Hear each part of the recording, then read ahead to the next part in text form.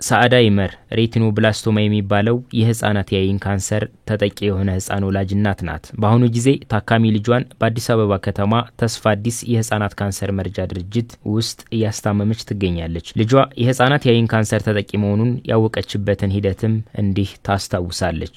ከአመት 6 ወር ሲሆነው አይኑ ላይ ወግ ምትል ነገር ወጣች።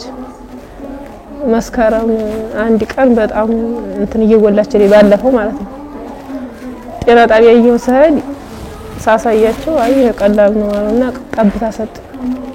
ያችን ጠብታ ለካንጥቼ ተሰጠው አይኑ እንትን ደፈረሰና ችፍ እንደማለት ብሎ እንትና መልሼ ደግሞ በሶስት ቀን ሳር ዱባሩና እነሱ ወደ አዲስ አበባ ጣፉ። ምን ሊክላኩልኝ ደግሞ እነሱ ሲመጣ ሲያየው አይኑ በቃ እንደዚህ ነው ያስመታችሁ ነገር አለ ምናምን ሲሉኝ አላስመታውትም ያው እንደዚህ ነበር ሳሳያቸው አማራ ያስነሻል።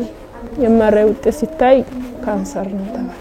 ልክ እንደ ሳዕዳ ይመር ውቤ ካቢሶ ህፃኑ ከተወለደ በ6 ወሩ ህመሙ መከሰቱን በማስታወስ የህመሙን ሁኔታ ለመለየት ተቸግረን ነበር። የህፃናት የአይን ካንሰር እንዳለም አናውቅም ነበር ስትል ትናገራለች። አይኑ ቀልቶ የማበጥ ምልክት ሲያመጣ ወደ ሐኪም ቤት ወስደን ዝም ብሎ ከግል ከዛ የጭቃ ጠብታ ምናምን መርፌ ሰጡ። ከዛ ያን ስናረግለ ለውጥ የለውም። ከዛ ስናማክር ሰው ምናምን ጤና ጣቢያ ወሰዱትና ሪፈር ምናምን ይጽፋሉ ካልቻሉ አሉ። ከዛ ጤና ጣቢያ ስንወስደው እንትን 10 ሰው እንዳስነሱ ተብለን የዛን ውጤት ወሰድን። ካይኑ ውሃ ነገር ቋጥሯል። ይሄ ውሃ የት መጣ? ስለዚህ አናቅም የማራይ አስነሳሉ። ከዛ የማራዩን አስነሳን። ውጤቱ ደረሰ። ሲያየው የአይን እጢ ነው ካንሰር ነው አሉ። ውቤ ካቢሶና ሳዕዳ ይመር ከዚህ በፊት በራሳቸውና በቤተሰብ ድጋፍ የልጆቻቸውን የህክምና ወጪ ለመሸፈን ጥረት ሲያደርጉ ቆይተዋል። በልጆቻቸው የህክምና ወጪ የተፈተኑት ሳዕዳና ውቤ በኋላ ከተለያዩ ወገኖች በተሰጣቸው ጥቆማ መሰረት ወደ ተስፋ አዲስ የህፃናት ካንሰር መርጃ ድርጅት ገብተው ድርጅቱ በህክምና ክትትሉ ሂደት የነበረባቸውን ድካም እንደቀነሰላቸውም ያነሳሉ። ዝም አልሐምዱሊላህ ያው በእነሱ ተስፋ አስተውን እያደረስኩ ነው። 6 ኬሞ ወስዶ ነበር የመጣው ወደዚህ ያው 12 ዙር ወሰደ 12 ወሰደ እና ደግሞ አሁን ጨረር ተብሏል። ጨረር 6 ቀን አስነስቻለሁ።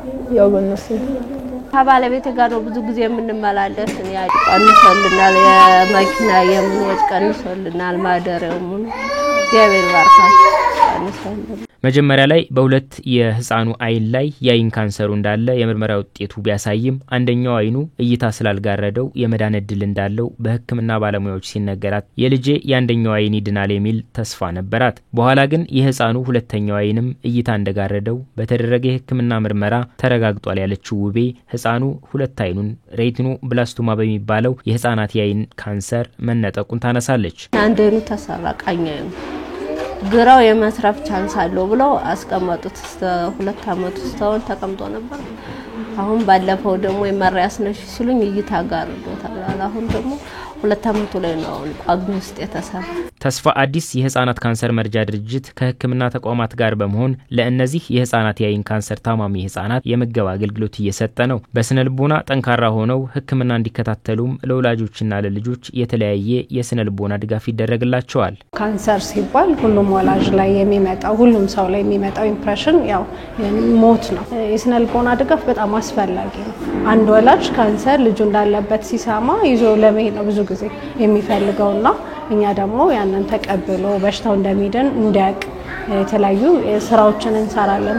ከመጀመሪያው አንስቶ ከዲያግኖሲስ ጀምሮ የማሳመን ስራ የኛ ነውና ህክምናውን ተከታትለው አድነው ልጆቻቸውን እንዲሄዱ ትልቁ ሚና የስነ ልቦና ድጋፍ ነው የሚጫወተው። ከህክምናው በላይ ወላጅ መቀበል ያስፈልጋልና እዛ ላይ ከፍተኛ ስራ እየሰራን ብዙ የዳኑ ልጆችን ደግሞ ቤታችን ላይ ያተረፍን እንገኛለን። ማደሪያ ቤት ይጀምርና የምገባ አገልግሎት ለህፃናቶቹ ትምህርት ቤት መደበኛ ትምህርት ባይሆንም እንደ መጫወቻ ክፍል ላይ ታለ ግን ትምህርቶችን እንዲማሩ የሚደረግበት ሁኔታ አለ በማሽኖቹ። ስለዚህ እነሱን በማሰራት ላብራቶሪዎች ውጭ ሀገር ሄደው የሚሰሩ የተለያዩ ህክምና አይነቶች ስላሏቸው እነሱን ጨምሮ በማሰራት ወላጆች የልጆቻቸው ህመም ይበቃቸዋል። ህፃናቶቹ ደግሞ በመድኃኒትና በተለያየ አገልግሎት እጦት ምክንያት የሚሞቱ ልጆች ነበሩ። ስለዚህ እንደነዚህ አገልግሎቶችን በማድረግ የልጆቹን ህይወት መታደግ የወላጆቹን ጭንቀት መቀነስ ያው አካባቢው ላይ ያለው እንደማ አዌርነስ ከፍ ማድረግ ነው ስራውና ይሄንና ተያያዥ ስራዎችን እንሰራለን ማለት ነው። ድርጅቱን ማንኛውም ሰው የገንዘብ ድጋፍ በማድረግ ልጆችን በመጎብኘት በማጫወት እንዲሁም በተለያዩ አማራጮች ድጋፍ በማድረግ እንዲያግዝም ጥሪ ቀርቧል።